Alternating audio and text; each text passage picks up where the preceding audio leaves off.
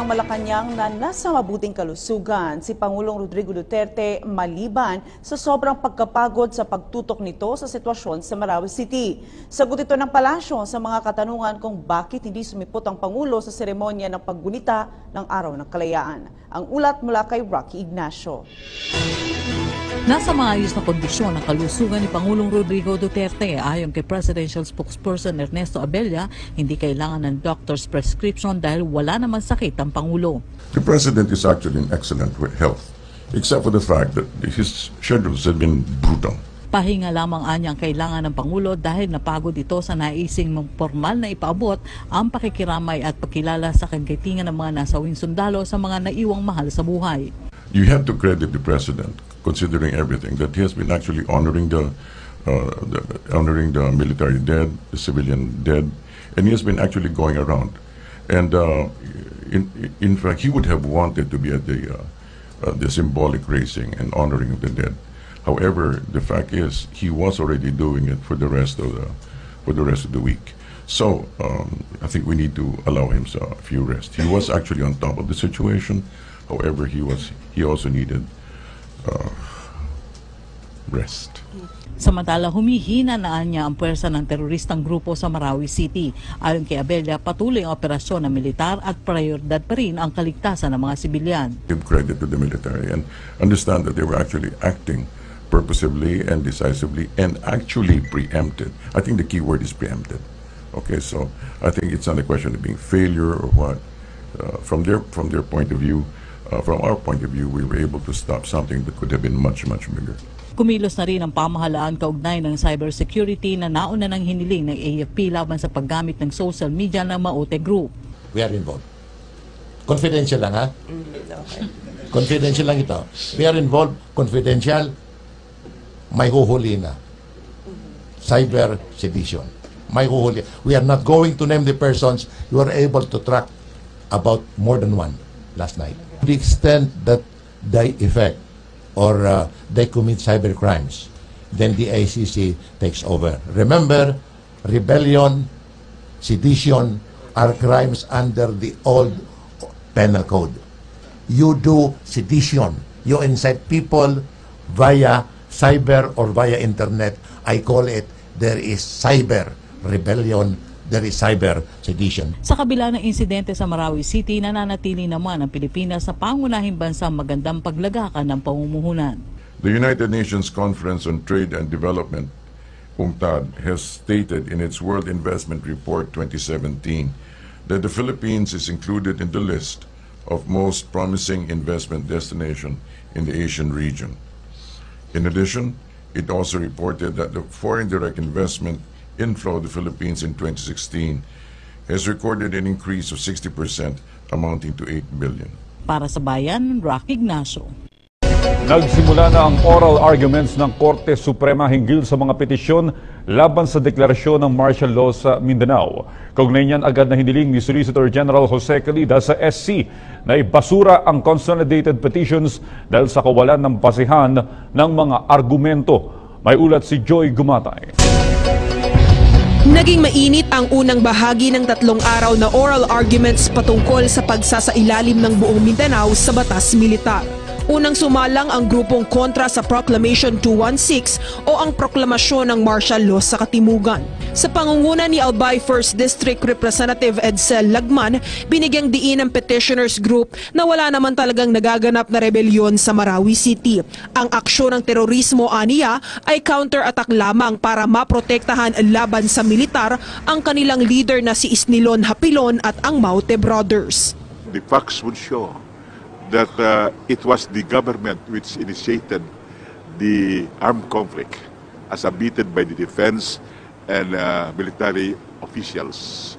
Samantala, si Solicitor General Jose Calida naman ang tumayo para ipagtanggol ang panig ng punong ehekutibo. Pinapanawagan niya sa Korte Suprema ang agarang pagbabasura sa consolidated petitions laban sa Proclamation 216, gayong wala namang basehan ng kanilang mga argumento. Partikular ang pahayag na walang nagaganap na rebelyon sa Marawi City. Sino bang Pilipino hindi naniniwala na may rebellion ngayon? Diba? Nakikita niyo araw-araw kayo, media, you're covering it. andun lahat ng elements ng rebellion. Public uprising, di ba? Taking away the allegiance of Marawi and the parts of Mindanao. Bagamat nagpapasimula pa lamang ang oral arguments, kampante si Calida na papanigan siya ng mga mahistrado, gayong ang pagtatanggol niya sa Proclamation 216 ay pagtatanggol niya tungo sa pagbabalik ng kapayapaan at kaayusan sa Marawi at sa buong Mindanao. Para sa bayan itong laban na ito. We will do our best to win this case. Para sa bayan, Joy Gumatay. Tiwala si Senador Panfilo Lacson na hindi papatulan ang kataas-taas ang hukuman ng petisyong isinumite ng minorya ng Senado na nananawagang bawiin ang idineklarang martial law sa Mindanao. May report si Sweden Velado. Naniniwala si Senador Panfilo Lacson na igagalang ng Korte Suprema ang Senado at Kamara de Representantes kaugnay ng pagdedesisyon kung babawiin o palalawigin ang kasalukuyang umiiral na batas militar sa Mindanao. 2 petisyon ang isinumite ng Senate Minority Bloc sa Korte Suprema upang manawagan na bawiin ang idineklarang martial law sa pamamagitan ng joint session.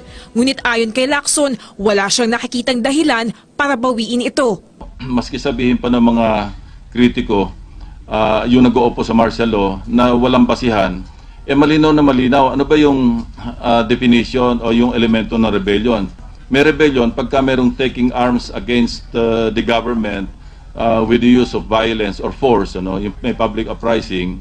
At ang purpose noong pag-take up ng arms against the government, alisin yung allegiance, sa duly constituted authority sa gobyerno, yung teritoryo ng Pilipinas or any part thereof. Tingin naman ni Senator J.V. Ejercito, sapat nang basehan ang rebelyon ng grupong Maute sa Marawi City para magdeklara ng martial law sa Mindanao.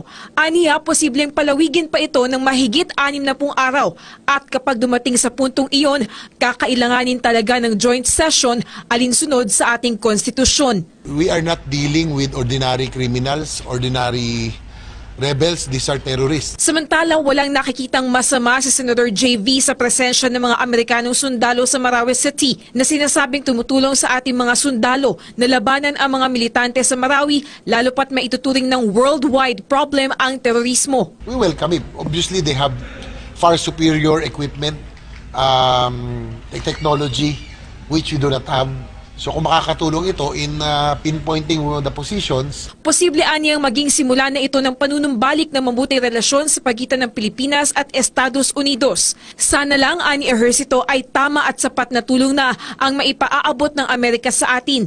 Isa kasi ito sa mga naging issue noon ni Pangulong Rodrigo Duterte sa Estados Unidos. For example, sa mga armas, bawa yung mga barkong kinuha natin, wala naman lamang armas. Yung mga supersonic jets natin na bago, wala rin mga missiles, no? So dapat siguro kung talagang ang Estados Unidos naman, kung tinuturing tayong talagang one of their closest allies, dapat ibigay din nila yung mga dapat na armas para kaya nating depensahan ang sarili natin. Para sa Bayan, Sweden Velado. Magandang araw Pilipinas, itong SMNI News Break at narito na ang mga balita sa oras na ito. Nagbigay ng katiyakan ng Armed Forces of the Philippines sa mga kapatid nating Muslim na walang moske na bobombahin sa Marawi City. Ang detalye ng balita mula kay Hannah Jane Sanso. Pinawi ng pamahalaan ang agam-agam ngayon ng ating mga kapatid na Muslim sa ulat na posibleng bombahin ng tropa ng gobyerno ang mga moske na ginagawang safe haven ng ISIS-inspired Mauti terror group sa Marawi City. Ayon kay Presidential Spokesperson Ernesto Abella, ginagalang ng puwersa ng pamahalaan ang mga lugar na itinuturing na sagrado para sa Muslim. The AFP respects places of worship and other cultural and heritage sites. As such, the Chief of Staff of AFP gives his assurance that the AFP will do everything possible to protect and preserve these places. We do call on our religious leaders from every faith to call upon all parties to respect these places. Nagbigay linaw naman si AFP spokesperson Restituto Padilla na walang binomba at pubombahing mosque and security officials ng pamahalaan sa Marawi City. Sa katunayan, nakatuon ang pansin ng mga tropa ng pamahalaan sa ibang paraan para masawata ang mga militante sa Marawi na hindi nababastos ang relihiyon ng Islam. We categorically state that we have not bombed and will not bomb mosques in Marawi.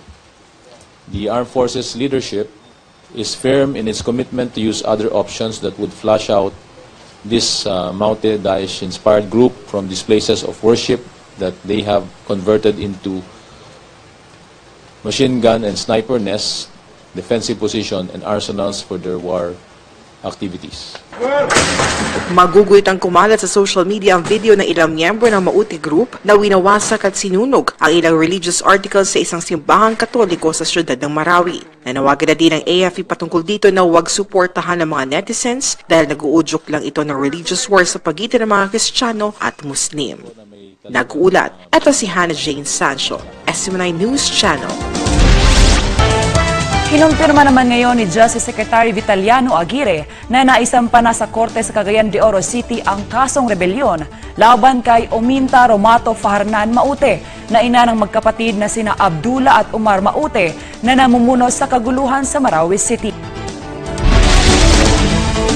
Bukod naman kay Farhana ay kasama rin sa mga nasampahan ng kasong rebelyon ang dating alkalde ng Marawi na si Fahad Salik at siyam na iba pa. Sinabi ni Aguirre na nakitaan kasi ng piskalya ng probable cause ang reklamong isinampa laban sa mga akusado kaya dapat silang malitis para mapanagot sa nangyaring pag-atake sa Marawi. Kasama rin sa pinagbabatayan ng paghain ng kaso ang nakumpiskang mga baril, bala at mga pampasabog mula sa mga akusado. Si Fajarnan na naaresto sa Masjid del Lanao del Sur noong Biyernes ay sinasabing financier ng Maute Group. Si Salik naman ay kasama sa Arrest Order No. 2 na inisyu ni Defense Secretary at Martial Law Administrator Delphine Lorenzana dahil sa hinala na siya ay konektado sa Maute Group. Nagbigay ng katiyakan ng Armed Forces of the Philippines sa mga kapatid nating Muslim na walang moske na bobombahin sa Marawi City. Ang detalye ng balita mula kay Hannah Jane Sancho. Pinawi ng pamahalaan ng agam-agam ngayon ng ating mga kapatid na Muslim sa ulat na posibleng bombahin ng tropa ng gobyerno ang mga mosque na ginagawang safe haven ng ISIS-inspired Mauti terror group sa Marawi City. Ayon kay Presidential Spokesperson Ernesto Abella, ginagalang ng puwersa ng pamahalaan ang mga lugar na itinuturing na sagrado para sa Muslim. The AFP respects places of worship and other cultural and heritage sites. As such, the Chief of Staff of AFP gives his assurance that the AFP will do everything possible to protect and preserve these places. We do call on our religious leaders from every faith to call upon all parties to respect these places. Nagbigay linaw naman si AFP spokesperson Restituto Padilla na walang binomba at pubombahing mosque and security officials ng pamahalaan sa Marawi City. Sa katunayan, nakatuon ang pansin ng mga tropa ng pamahalaan sa ibang paraan para masawata ang mga militante sa Marawi na hindi nababastos ang relihiyon ng Islam. We categorically state that we have not bombed and will not bomb mosques in Marawi. The Armed Forces leadership is firm in its commitment to use other options that would flush out this mounted Daesh-inspired group from these places of worship that they have converted into machine gun and sniper nests, defensive position, and arsenals for their war activities. Maguguyot ang kumalat sa social media ang video ng ilang miyembro ng Mauti Group na winawasak at sinunog ang ilang religious articles sa isang simbahang katoliko sa syudad ng Marawi. Nanawagan na din ang AFP patungkol dito na huwag suportahan ng mga netizens dahil nag-uudyok lang ito ng religious war sa pagitan ng mga Kristiyano at Muslim. Nag-uulat, ito si Hannah Jane Sancho, SMNI News Channel. Kinumpirma naman ngayon ni Justice Secretary Vitaliano Aguirre na naisampa na sa Korte sa Cagayan de Oro City ang kasong rebelyon laban kay Ominta Romato Fajarnan Maute na ina ng magkapatid na sina Abdullah at Umar Maute na namumuno sa kaguluhan sa Marawi City. Bukod naman kay Farhana ay kasama rin sa mga nasampahan ng kasong rebelyon ang dating alkalde ng Marawi na si Fahad Salik at siyam na iba pa. Sinabi ni Aguirre na nakitaan kasi ng piskalya ng probable cause ang reklamong isinampa laban sa mga akusado kaya dapat silang malitis para mapanagot sa nangyaring pag-atake sa Marawi. Kasama rin sa pinagbabatayan ng paghain ng kaso ang nakumpiskang mga baril, bala at mga pampasabog mula sa mga akusado. Si Fajarna na naaresto sa Mashu del Lanao del Sur noong Biyernes ay sinasabing financier ng Maute Group. Si Salik naman ay kasama sa Arrest Order No. 2 na inisyu ni Defense Secretary at Martial Law Administrator Delphine Lorenzana dahil sa hinala na siya ay konektado sa Maute Group.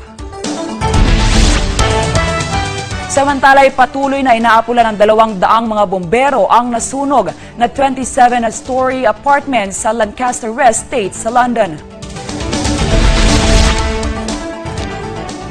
Ayon sa mga otoridad, nagsimula ang sunog kaninang 3:57 a.m. Nasa 40 fire engines habang 20 ambulance naman ang na-deploy na sa pinangyarihan ng sunog. Sa ngayon ay naalam pa ng mga lokal na otoridad ang dahilan ng insidente. Tinataya naman sa 30 katao ang na-rescue at naisugod sa ospital. At yan ang mga balita sa oras na ito. Para sa karagdagang news updates, bisitahin lamang ang news.smi.com o i-follow ang aming social media accounts sa YouTube, Facebook at Twitter. Ako si Angel Pastor, maraming salamat at magandang hapon.